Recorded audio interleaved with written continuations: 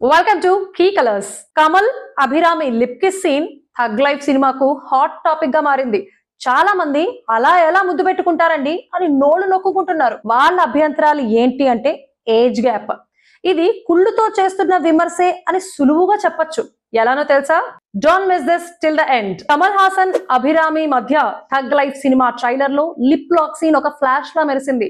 దీంతో అందరూ ఆ సినిమా ట్రైలర్ విజువల్స్ లో కనిపించిన అద్భుతాలను మర్చిపోయి వీళ్ళిద్దరూ మూతి ముద్దులు ఎలా పెట్టుకుంటున్నారో అని చర్చని ప్రారంభించారు. ఆ చర్చలో ప్రధానంగా కనిపిస్తున్న అంశం ఏజ్ గ్యాప్.